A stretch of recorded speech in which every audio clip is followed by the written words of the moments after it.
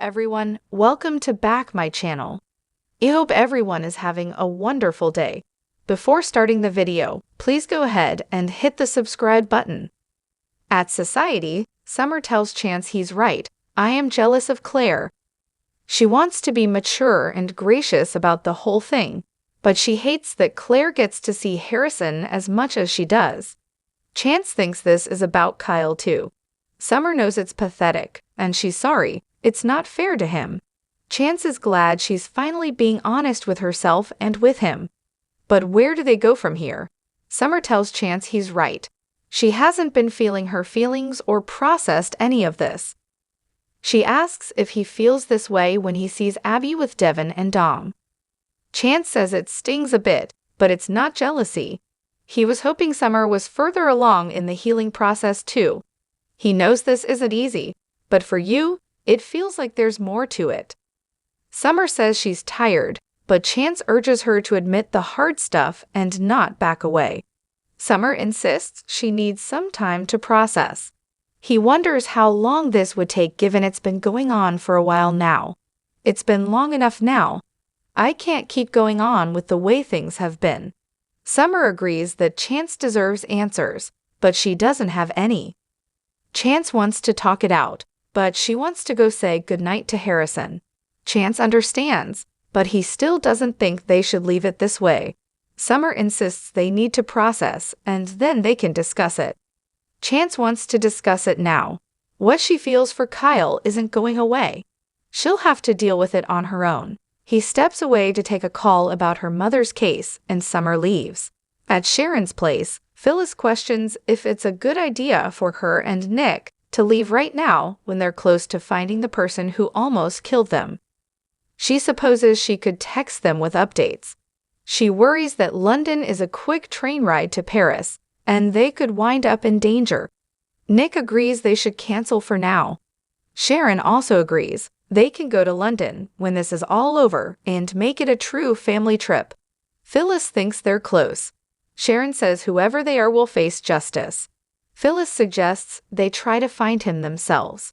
Nick asks if they all agree there's a solid chance Alan Laurent is behind this. Sharon finds it far-fetched that Alan would have had anything to do with what happened to her and Phyllis.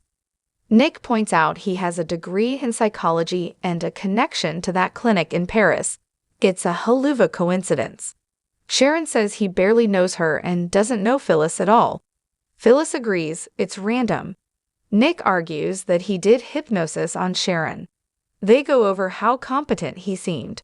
Phyllis says psychopaths know how to fake sincerity, and no one will figure it out until it's too late. Nick thinks Phyllis is right. The culprit is very clever and has convinced everyone they're normal and not threatening at all. Sharon asks, but Alan? Nick starts searching online and finds out Alan had a twin brother who died last year in Paris after a struggle with his brother. Martin had multiple psychological afflictions. In her suite at the club, Tracy hopes she's wrong about Alan. Her phone rings. It's Jack. He's called her many times today and asks how she's doing. She's had no word from Alan.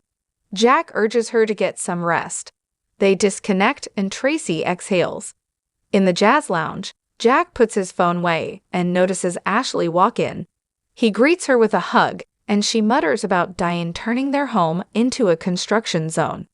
He asks if she saw Alan when she was in Paris. She frowns. No, was I supposed to? They sit and Ashley bubbles on about how Tracy happy is with Alan. Jack grimaces. Ashley sees him and thinks he's being protective. Jack warns there are some things he needs to tell her. Tracy didn't want him getting into this with her while she was out of the country. But we're concerned about everyone's safety. Ashley wonders what Alan has to do with it. Jack asks, do you think it is at all possible that Martin is the one who survived that fall in Paris? Ashley gawps. Ashley tells Jack it's not possible that Alan died, and that Martin is alive. He's been living under their roof. How long could he keep up the charade? Jack asks her to tell him what Alan said about his twin. They go over Martin's penchant for imitating Alan. Ashley recalls that she once fell for it. Jack says this is why he's concerned. Ashley remembers that Martin assaulted her and triggered her did. Ashley tells Jack he can't possibly think that Alan is dead and Martin is alive. He's been nothing but loving to Tracy. What is she missing? Jack agrees, he's been a perfect gentleman, but everything is moving so quickly. Ashley asks what his agenda would be. What if he is Alan and they destroy Tracy's happiness by accusing him? Jack asks, and what if it's Martin? Ashley says, then we've been in danger for months, Jack.